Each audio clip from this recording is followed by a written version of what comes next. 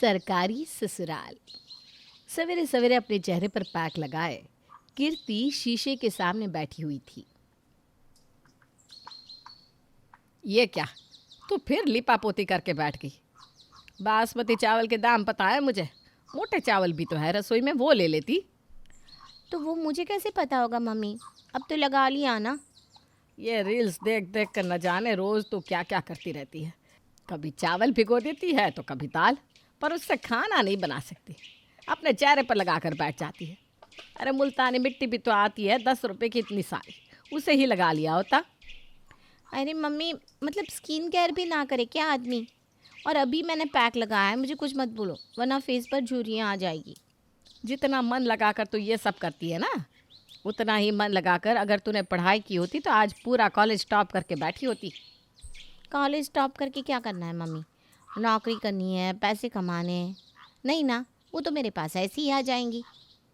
अपना face pack लगाकर कीर्ति आराम से 2 घंटे मैगज़ीन पढ़कर नए नए फैशन के आइडिया लेती है।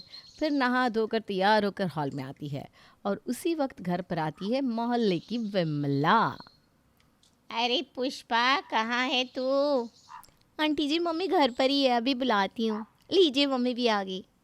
अरे पुष्पा, तेरी बेटी का चेहरा तो जगमग करता है और बाल तो इसके कमर तक है। थू थू थू थू थू। नज़र ना लगे बेटा तुझे। एक मेरी बेटी है, 100 बार कहती हूँ चेहरे पर कुछ लगा ले। कॉलेज जा जाकर पूरा चेहरा काला पड़ गया है उसका। पता नहीं ऐसे में कौन लेकर जाएगा उसे। तो इससे कौन सा कोई ले जाएगा, दिन भर कमरे में पड़ी रहती है, ना बदन में फुर्ती ना किसी काम में दिलचस्पी। बस सजने संवरने की बात हो तो मैडम रात को 2 बजे उठकर भी तैयार हो जाए। अरे तो पढ़ लिख कर आखिर औरतों को करना ही क्या होता है? तुझे याद भी है तूने कितनी पढ़ाई की थी? शादी के बाद तो चूल्हा चौका ही संभाल रही है ना तू। तो कीर्ति की पढ़ाई की क्यों फिक्र करती है? इसे तो कोई भी उठा कर ले जाएगा। सुन लिया ना मम्मी, ऐसे ही मैं अपने स्किन केयर पर इतना ध्यान नहीं देती। इसी तरह हर बार कोई ना कोई कीर्ति को चने के झाड़ पर चढ़ा दिया करता। मन ही मन कीर्ति भी ये ठान लेती है कि वो शादी करेगी तो किसी सरकारी नौकरी वाले से। कुछ दिन बाद कीर्ति के घर वाले उसके लिए लड़का देखना शुरू करते हैं। ये देख बेटा, बहुत ही अच्छे घर के लड़के का रिश्ता आया है। इंजीनियर है लड़का। इंजीनियर हो, पायलट हो या रॉकेट उड़ाता हो, मुझे इससे कोई मतलब नहीं है। मुझे बस सरकारी नौकरी वाला लड़का चाहिए। ऐसे किसी लड़के का रिश्ता है तो ही मुझे फ़ोटो दिखाना, वरना मत दिखाना। पुष्पा रोज़ कीर्ति को किसी न किसी लड़के की फ़ोटो दिखाती, पर कीर्ति उसके प्राइवेट जॉब को देखकर रिश्ते के लिए मना कर देती। फिर एक बार उसके घर आता है सोमेन का रिश्ता। ये हुई ना बात मम्मी, सरकारी नौकरी है लड़की की। मुझे तो ये रिश्ता मंजूर है। नाना करते हुए भी कम से कम 80,000 की सैलरी होगी इसकी। ए ग्रेड ऑफिसर है। अब तो अपनी लाइफ सेट है। ऐसा कैसे सेट है?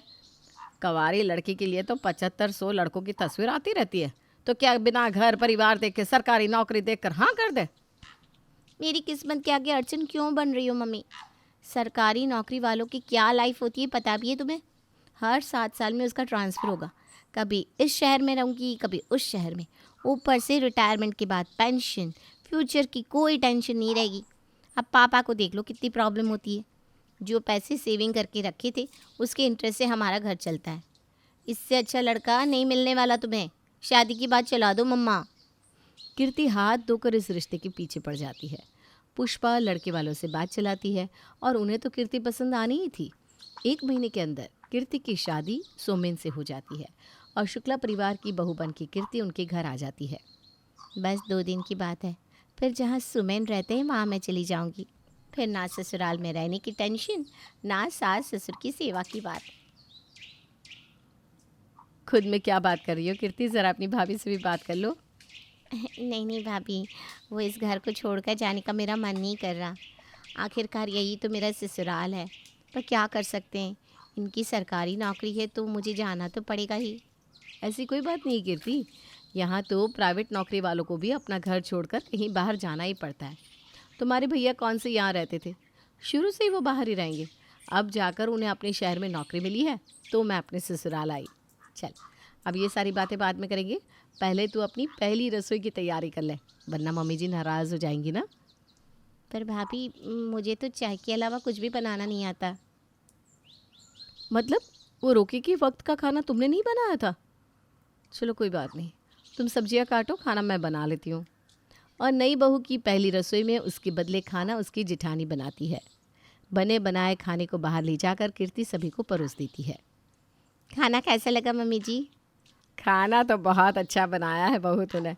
मैं तो हैरान हूँ, बिल्कुल जैसा सबको पसंद है वैसा ही स्वाद है खाने का।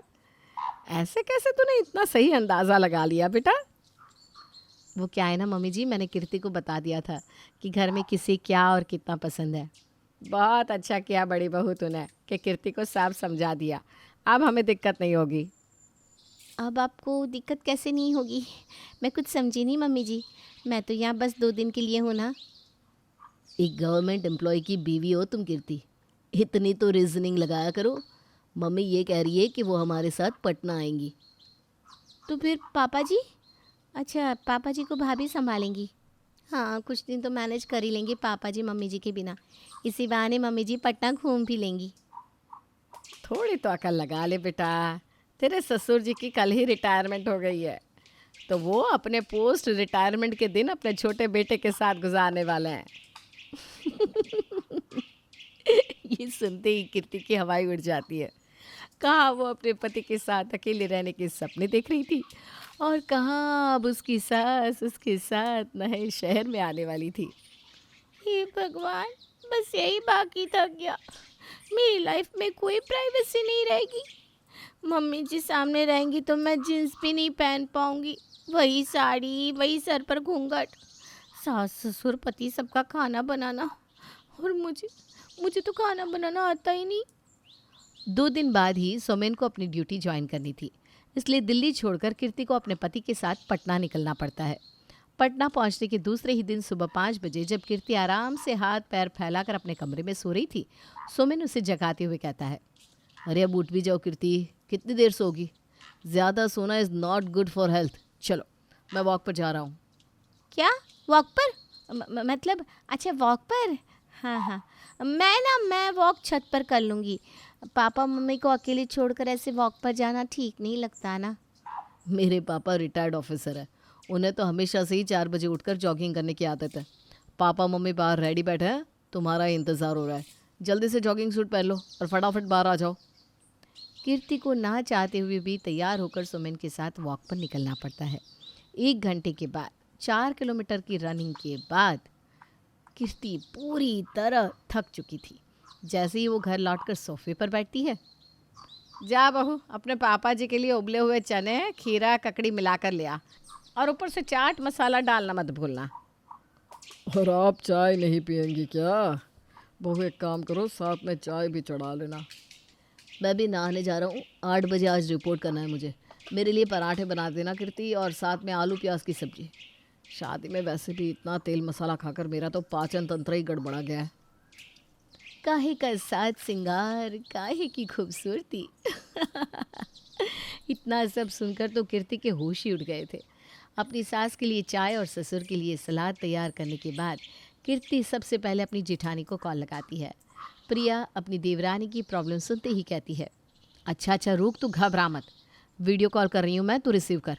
एक एक करके सब बताती जाऊँगी, तो फटाफट हाथ चलाकर तुरंत बना लेना, ठीक है? कीर्ति फ़ौरन सोमेन के लिए टिफ़िन रेडी करती है, जिसे लेकर सोमेन ऑफिस निकल जाता है। ये तो सब उल्टा मुझ पर ही भारी पड़ रहा है।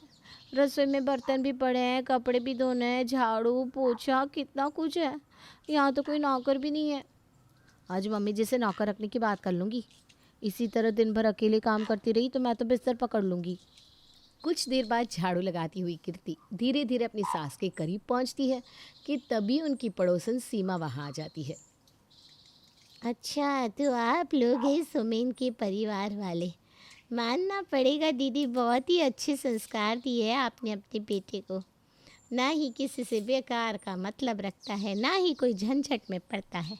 बस अपने काम से काम, मतलब से मतलब। पर तब तो वो अकेले थे ना आंटी जी, और अब तो पूरे घर का काम है जो कि मुझ पर आ गया है। काम से याद आया मम्मी जी, मैं सोच रही थी क्यों ना हम झाड़ू पोछा और कपड़े के लिए कोई काम वाली रख लें। काम वाली का क्या बोल रही हो बहू तुम? हमारे इलाके में तो किसी के घर काम वाली मिलेगी ही नहीं। ऊपर से तुम लोग हो ही कितने। उंगलियों पर गिन लो इतने इतने कम लोग। मेरे घर पर तो ना 25 लोग हैं और 2 बहू हैं। 25 लोगों का खाना भी बना लेती है और सारा काम कर लेती है। अरे वक्त ही कितना लगता है। बिल्कुल सही कहा सीमा जी आपने। हमारे दिल्ली में तो हर तीसरे के घर पर एक काम वाली होती थी। यहाँ का तो मुझे आइडिया ही नहीं था। बन होशियार कीर्ति, तुझे ही करना था ना देश भ्रमण। हो गया ट्रांसफ़र, आ गई नई जगह। कहाँ फंस गई कीर्ति तू। अब कीर्ति का सारा वक्त घर के कामकाज और सास ससुर की सेवा में ही चला जाता। कीर्ति हर वक्त फ्रस्ट्रेटेड रहती और सारी बात फ़ोन पर अपनी जिठानी को बताती। क्या पेंशन भाभी, क्या पेंशन। मुझे तो लगता ही नहीं कि इनके पेंशन आने तक मैं बचूंगी। इतना भी मत पीसो इंसान को कि इंसान बचे ही ना। ऐसी कोई बात नहीं है कीर्ति, तो ज़्यादा ही नेगेटिव सोच रही है। सबका यही हाल है। अच्छा अच्छा भाभी, सुमिन आ गया, मैं फ़ोन रखती हूँ। सुमिन सरकारी नौकरी में था, इसलिए 5 से 6 बजते बजते अपने घर वापस लौट आता था। सुमिन को चाय नाश्ता देकर कीर्ति थोड़ी देर फ़ोन चलाने बैठ जाती है। मूढ़ी खाने का बड़ा मन कर रहा है, झाड़ मूढ़ी बनाओ ना कीर्ति। कीर्ति फ़ौरन झाल मूढ़ी बनाकर सुमिन को देती है। मूढ़ी खाकर सुमिन पूरे घर में इधर उधर चक्कर लगाना शुरू कर देता है।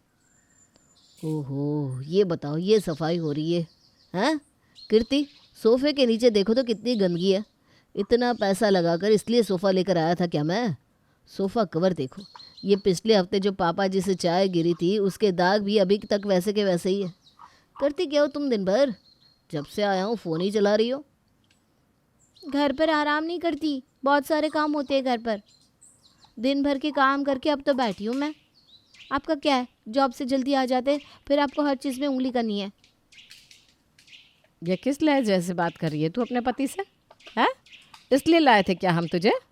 मतलब ये अच्छा है, पति चाहिए सरकारी नौकरी वाला और मैं काम भी नहीं करूँगी। मैं आज ही समधी जी से बात करता हूँ। ये कौन सी बात हुई? मेरे बेटे की सरकारी नौकरी है, ले आया वो सुंदर लड़की तो क्या मूर्ति बना कर रखेगा? लड़की कमा नहीं रही है तो कम से कम घर के काम तो करे। नहीं नहीं पापा जी, मेरी गलती हो गई। प्लीज़ आप पापा से कुछ मत कहिएगा। वैसे भी सरकारी नौकरी वाले लड़के से शादी करने की जिद तो मेरी थी, इसमें उनकी क्या गलती। कीर्ति इस बात को अब समझ चुकी थी कि लड़के की सरकारी नौकरी होने से कुछ नहीं होता, उसका आपके साथ व्यवहार और संबंध कैसा है यही ज़्यादा मैटर रखता है। अपना दुखड़ा रोने के लिए कीर्ति अपनी माँ को फ़ोन भी नहीं कर सकती थी, क्योंकि अपने घर वालों के अगेंस्ट जाकर उसने इस रिश्ते के लिए हाँ किया था। सरकारी नौकरी वाले पति से शादी करके कीर्ति तो परेशान थी ही, पर वहाँ प्राइवेट नौकरी वाले करण के साथ शादी करने के बाद भी प्रिया के हालात कोई अच्छे नहीं थे। रात का 1 बज रहा है, अभी तक ये घर नहीं आए। उनके इंतज़ार में मैं भी तब से भूखी बैठी हूँ। तभी दरवाजे की घंटी बजती है और फ़ोन पर बात करते हुए करण अंदर आता है। किया तो था यार प्रवीण, पर सर को शांति कहाँ। देखा नहीं कैसे मेरा प्रोजेक्ट कैंसिल कर दिया उन्होंने। उन्हें तो चापलूस लोग ही पसंद है। अपन लोग से चापलूसी नहीं हो सकती ना, इसीलिए तो झेलना पड़ता है। खाना खाना लगा दूँ? अरे दिख नहीं रहा है क्या प्रिया, काम कर रहा हूँ मैं। काम नहीं करूँगा तो कहाँ से पैसे आएंगे? कैसे करोगी अपनी ये शौक पूरे? ये सब फ्री में चलता है क्या? नहीं खाना मुझे खाना, मैंने कैंटीन में खा लिया है। ये कहकर अपना लैपटॉप उठाकर करण कमरे में जाकर काम करना शुरू कर देता है। अगली सुबह 2 मिनट बैठ भी जाइए, एक ही घर में रहते हैं हम, फिर भी 3 दिनों से हमारी बात नहीं हुई। क्या बात करूँ प्रिया, ये बॉस जान खाता रहता है। ऐसा नहीं है कि मेरा मन नहीं होता है कि घर पर बैठकर आराम करूँ। अरे तुम देखती हो ना कितना प्रेशर है मेरे पर। कोई सरकारी नौकरी नहीं है मेरी कि कोई टेंशन ना रहे। प्राइवेट नौकरी है, बॉस ने जब चाहा निकाल दिया, फिर महीने महीने भटकते रहो नौकरी के लिए। ये कहकर बिना टिफ़िन लिए ही करण ऑफिस के लिए निकल जाता है। पहले इनकी नौकरी के चक्कर में बाहर थी, अब ससुराल आई तो सास ससुर नहीं है, दिन भर अकेले बैठे रहो। अब अकेले नाश्ता क्या ही खाऊंगी, ब्रेड खा लेती हूँ। खुद ही खुद में प्रिया ये बातें कर रही थी कि फिर उसे उसकी प्यारी देवरानी का फ़ोन आता है। इस बार रोते हुए देवरानी जिठानी को कॉल करती है और सारी बात बताती है कि किस तरह उसका सपना था एक सरकारी नौकरी वाले लड़के से शादी करने का और कैसे सब बिखर गया। तब प्रिया कहती है, बहुत बड़ी गलती की तूने कीर्ति, बहुत बड़ी। मेरी तो शादी मेरी मर्जी के खिलाफ करवाई गई थी, पर तू तो पढ़ी लिखी थी, तुझे तो मौका दिया गया था लड़का चुनने का। ये कौन सी बात हुई कि जिस लड़के की सरकारी नौकरी है उस लड़के से शादी करूँगी? कर ली शादी, देख लिया सुख। सरकारी नौकरी ही संपूर्ण होने का प्रूफ होता तो फिर तो दूसरे जॉब में नौकरी करने वाले लड़कों की कभी शादी नहीं होती। बिल्कुल सही कहा भाभी। उससे अच्छा तो मैं किसी कॉरपोरेट में काम करने वाले लड़के से शादी कर लेती। इस तरह अपना कानून तो मुझ पर नहीं चलाता। दिन भर मैं काम में बिजी रहती हूँ। ये 5 बजे आते हैं और मेरे सर पर नाचने लगते हैं। शादी के बाद हनीमून पर भी नहीं भेजा गया मुझे। पता नहीं कैसा ऑर्थोडॉक्स आदमी है। हर समय इतना नेगेटिव मत बना करो। देखो मेरी शादी हुई है प्राइवेट जॉब वाले से, पूछो मुझसे क्या एंजॉयमेंट होती है। शादी के बाद जब एक ही कमरे में रहने के बाद आप अपने पति से बात ही ना कर पाए। हनीमून पर तो मैं भी नहीं गई थी क्योंकि छुट्टी नहीं मिली थी तुम्हारे भैया को। हमारे फेरे के वक्त भी ये फ़ोन पर बात कर रहे थे। कुछ सही नहीं चलता हमारे बीच। तुम वहाँ खाना बनाना नहीं चाहती और यहाँ मैं खाना बनाना चाहती हूँ तो खाने वाला कोई नहीं है। वहाँ तुम्हारा पति समय से पहले घर आ जाता है पर तुम्हें इस बात से प्रॉब्लम है कि वो घर की सफाई कितनी है ये चेक करता है। और यहाँ मैं घर साफ़ करती हूँ तो घर साफ़ है या गंदा इससे किसी को कोई मतलब ही नहीं है क्योंकि घर पर कोई होता ही नहीं है। ये नौकरी वोकरी से ना कुछ नहीं होता। नौकरी पैसे देखकर तो शादी कभी नहीं करनी चाहिए। शादी इंसान से होती है जो तुम्हें खुश रखे। शादी करनी है तो ऐसे इंसान से करो जो तुम्हें बहुत प्यार करे। कम पैसे में भी ज़िंदगी चलती है पर कम प्यार से नहीं चल सकती। प्रिया की बात कीर्ति समझ जाती है और इसे इस बात का बहुत अफसोस होता है कि उसने अपने माँ बाप की ना सुनकर लड़के के बारे में जांच पड़ताल तक नहीं की। अगर जांच पड़ताल हुई होती तो उसे पता चलता कि सोमेन कैसा लड़का है, उसके साथ कीर्ति की नभेगी या नहीं। पर कीर्ति ने तो सब कुछ छोड़कर बस किसी सरकारी नौकरी के लड़के की तलाश में खुद की खूबसूरती पर ही ध्यान देना चाहा, जिसके कारण ना खुद काबिल बन सकी और ना ही लड़का मनपसंद का मिल पाया। अब क्या करे भाभी? क्या करे, जो मिला है उसी के साथ ज़िंदगी निभाओ।